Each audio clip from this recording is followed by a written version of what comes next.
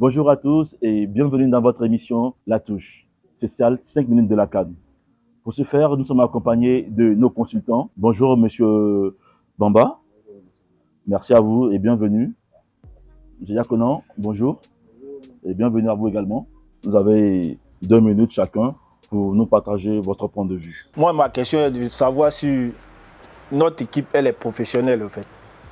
J'ai honte de cette équipe. Avec cet entraîneur-là, où on va partir?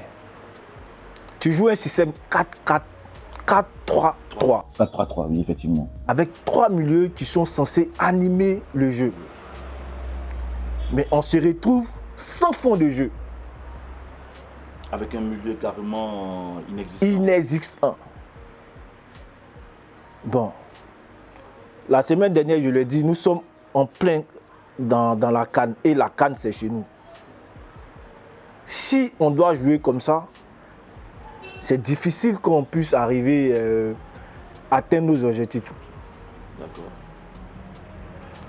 On ne va pas revenir sur les choix de l'entraîneur. Les joueurs sont déjà sélectionnés. Okay. Mais utilisons les joueurs à leur propre poste. On a Seri qui peut jouer en 6. On a Boga, on peut le mettre en 10. Mais pourquoi vouloir forcément jouer avec Sangaré, Kessié et Seko? Hein? Moi-même, quand je regarde le bilan même de cet entraîneur-là, depuis qu'il est entraîneur-là, je ne vois rien de bon. Je ne vois rien de bon. Par contre, le premier match, c'était carrément le même lieu. Hein? Oui, c'était le même lieu, mais j'ai décrié ça. J'ai décrié. J'ai dit on a fait un match pourri. Il faut un fond de jeu. On n'a pas de fond de jeu. C'est ça en fait. C'est ce qui fait mal. On peut perdre, mais il faudrait qu'on perde avec les âmes. Cette équipe du Nigeria là, c'est durant combien d'années de CAN, c'est la plus faible équipe du Nigeria pour moi. Tu comptes uniquement sur un seul attaquant. Il faut se rendre compte que l'effectif qu'on a actuellement n'est pas à la hauteur. Ça ne sert à rien de forcer sur un système où le coach il insiste sur un 4-3-3 alors qu'il n'a pas, les joueurs qu'il a ne peuvent pas lui permettre de jouer de cette manière-là.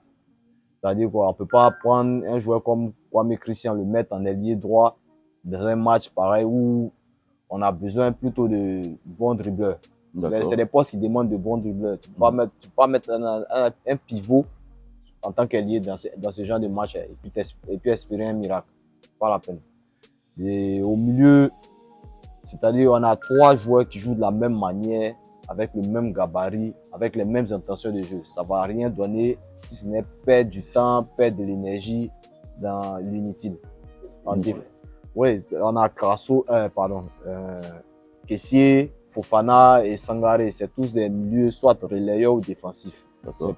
Les créateurs de jeu à la rigueur, mais ils peuvent pas, il n'y a pas assez de fluidité dans leur jeu pour aller vers l'avant. Donc pour vous, la formation de l'entraîneur... Non, c'est pas il n'a pas l'effectif qu'il faut pour jouer cette formation-là. À la rigueur, peut-être essayer un 3-5-2, ou bien en tout cas, à chaque fois, faire des mouvements voilà, dans l'effectif. Parce que non, la meilleure solution même, ce serait de jouer avec 3 centraux. Parce que Diomandé, il est tellement affolé actuellement. Il faudrait au moins 2 gars avec lui pour essayer de rattraper ses erreurs. D'accord. Milieu à 5, moins Kessié, Fofana, Seri Michael. Les ailiers classiques, c'est-à-dire Ghislain et Aurier même dans le côté droit. Parce que Aurier, je me dis, il a des problèmes parce qu'il n'y a pas réellement de soutien pour lui dans le milieu. Quand il monte, il faut qu'il y ait quelqu'un derrière lui pour soutenir. Voilà. Et on peut même jouer avec 2 points. Kwame Christian et Kwame Christian était en attaque. Sur le non, mais en ailier, il ne peut pas en ailier. En fixation, ça passe, mais pas en ailier.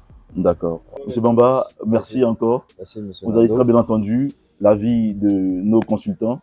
Et vous aussi, vous pouvez nous partager votre point de vue sur notre page Facebook. Sur ce, nous vous disons merci et à très bientôt.